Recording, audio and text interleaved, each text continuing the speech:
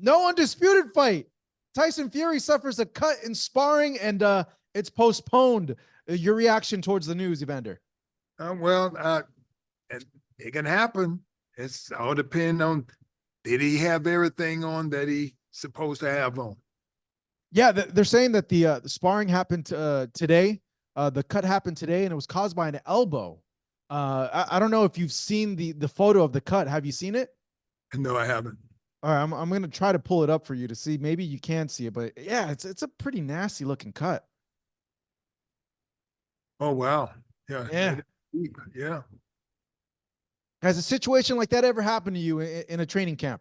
No. Yeah, because you have the headgears on. I don't see how he got hit like that if because the headgears will be thick enough to it, before they hit you in your eyes, it hit the pads like that. Yeah, yeah. There's different type of headgears. There's the open one, and then the one with the bar.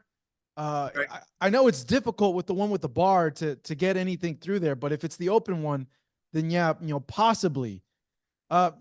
Given that they're saying they're postponing it till June or July, do you feel that we see the fight? I know there was a lot of talk online, doubts that the fight would happen. Were you confident that the fight still goes through? I hope so. I'm telling I don't see no reason why it shouldn't. Mm. Coming into the fight, Evander, just given your experience, your knowledge as being, the heavyweight champ, how did you see that fight between Fury and Usyk? Well, I'm like, it's all depending on Fury to how great a shape he in. And because the guy have done some great things in boxing. I get, he get cream and he dead and he jumps up and turn about and almost win that round.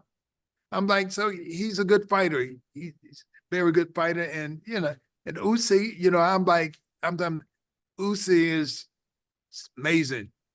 I'm like, because I met him early when he told me himself that he was gonna do exactly what I done. He said, I'm gonna win the cruiserweight, then I'm gonna go to heavyweight, and he been doing that. And so, I think that he's one of the guys that when it come down to boxing skills, he very skillful and he very determined. And so it's going to be a great fight. Yeah, a lot of people are split between who would win between them. Like, there's one side that's saying like Fury's just too big, too long, for a smaller Usyk that's moving up from cruiserweight to heavy. I know he's had a few fights at heavyweight now, but they just say that his size. And the other part brings up Usyk is too quick. He's very skillful. He tricks you with the feints. You being someone who did move up from cruiserweight to heavyweight, what advantages would Usyk have in that fight against Fury, and how would that play out with him being the smaller guy moving up? Well, Usyk, we did it because the way that he is, he pretty much just like I was. He had faster hands. When you got faster hand and you can take a shot, but also give one. You really have the advantage because he got faster hands and he move a lot quicker and all that. I'm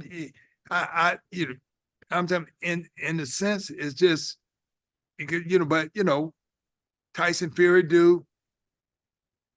he's not I never seen him knock somebody out with big shots like this. So because he not a big puncher, but not I can't say not a big puncher because he do knock people out, but like a one punch. That's yeah, yeah. So it's the arts and Usyk's hand. Usyk's smaller and he quicker and very skillful. And if you ain't in a great shape with him, he will run you out of there. Given that, then, were you favoring Usyk just style wise because of that over Tyson Fury? But no, I don't ever favor nobody because I know it's up to the fighters to fight.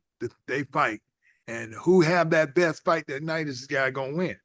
And so, I don't make nobody think it's me that can think all this up. The thing is that I realized that if I catch you out of shape, you done. I'm like that because I was very skillful fighters and I was always in shape, and and I wasn't gonna quit. Yeah, no, that's the one thing I always admired about you, Evander. You had a heart as big as the world, man, and you wouldn't ever quit. Um, with Fury, did you see the Ngannou fight? Because a lot of people have that idea on his head, like, oh man, like look how bad he did against an MMA fighter, pro debuting in his first boxing fight. How is he going to do against an Alexander Usyk? Did you feel that was just an off night, or did give you a little bit of questions about where Fury was or where Fury is at this point?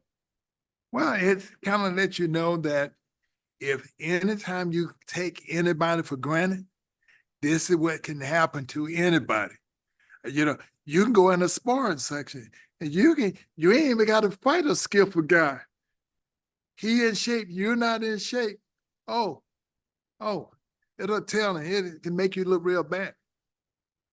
Yeah, no, people were just shocked because, Fury's seen as the number one heavyweight in the world. And for a guy who's having his first professional boxing fight in Ngannou coming from MMA, for him to knock him down, people were just like, what is going on here? Well, I was there at the fight and I seen it and I go, wow. But I knew he was probably taking for granted that this guy ain't gonna be able to do this. And the guy showed that he knew more than what he actually thought that guy could do. That guy, I just never seen a guy like that. First fight, a fight like that. Oh my goodness. Crazy, right? Yeah, it was, I was like, well, but I realized it let you know that you can't take nobody for granted. Yeah. Well, one guy that I don't think is going to take him lightly is Anthony Joshua. And I know Joshua has signed up to fight Francis Ngannou coming up in March in Saudi Arabia. Joshua looked great against Otto Wallin. He took him out. Ngannou looked great against Fury. How close of a fight is this with Joshua and Ngannou, given how Ngannou looked? Or as Eddie Hearn says, do you expect a Joshua, given his experience, to put Ngannou? He thinks Joshua's going to put Ngannou out in a few rounds and knock him out. Well, I would think that myself too, because it's amazing because I mean it's how you face somebody, and Fury act like he was like toying with it at first, and all of a sudden it got out of hand. Yeah, it's so hard to tell though. Like the one thing I do know is Ngannou can hit. Like he can hit, and people have always criticized Joshua about the ability to take a punch, and if he connects, it is the heavyweights. Well, the thing is, as a fighter, I ain't expecting to get hit. Now that's the reason I'm gonna come and bust you up. I'm gonna bust you up where I won't have to get busted up. Long as I do what I'm supposed to do, that means hit you. Long as I'm hitting you, it's hard for you to hit me like this. And so I'm smart fighter. This is how you fight. Your whole thing, you ain't worried about getting hit. You just hit him. Every time you hit him, he can't hit you while you hitting him. Yeah, it's just if that one punch slips through, But that's a negative thinking person who worrying about that one punch. When you got all them punches you can be throwing, stop worrying about his punches. Yeah. This is how I have to be. I'm like, I had to think this way all the time because my whole thing is say, hey, wow, sure. Do you know how hard he hit? No, I don't know. I don't want to know. I'm throwing him. Let him worry about mine. Evander, did you see the Wilder fight against Joseph Parker and how Joseph Parker boxed Deontay? Yeah, but that when it come down to skills, yeah, skills make a big difference. because a person take a step back and jump in, and the different things that when it comes down to skillful boxers, did the boxers have a good amateur program? People always wondering with me why I started boxing at the age of 8 years old. I'm saying this is all that I did real good, boxing. And so, this, my mama said, stick with the stuff that you do real well. And so, it paid off. And people who start young, it's like an early education. This guy now, all he got 2 shots, but if you step back from it, you're gonna get him off balance, and you're gonna be able to hit him. And so it's proved that majority of people who have good amateur background, they are the ones that become champions. Yeah, Wilder did go to the Olympics. He medaled as a bronze medalist, but he didn't have the time, like you're saying, like you did, or many others, starting as a little kid. Given that, where do you feel Wilder goes from here? Do you feel that he still can be a world champion, or that what you stated, the gap in his fundamentals is so much that when he gets to a fight with a Joshua or someone else that has solid fundamentals, the same problems will arise? Well, he would, someone have to, which is going to have a lot to do with him too, how much he listens. Because sometimes when you get older, you don't want to listen no more. You think if you ain't got it, then that's it. But so the thing is he able to go back and start working on little things that, sometimes people think it's just, it ain't much, but that's the only thing that he don't do well. He don't take the steps when person come in and out. These little bit of fundamental things that you get when you've been doing it your whole life. At this age, Evander, can he take a step back and learn those things? Or is it like that old adage, an old dog can't learn new tricks? Well, that's what I'm saying. You have to be one of them type of people to who you are, to do you want to be champion again or don't? And, because the whole big thing is once somebody see how to get you, they're going to try to get you like that all the time. Oh, he can't move. Oh, if you don't do this. These are things that people looking every day to how to become better. Mm. And lastly, on the last thing for you, Evander, is there anyone in particular right now in boxing that you watch and you get really excited about that is not a heavyweight? That's not a heavyweight. Well, with the limited guy that always knocking somebody out, a left-handed guy, he Gervonta. Yeah.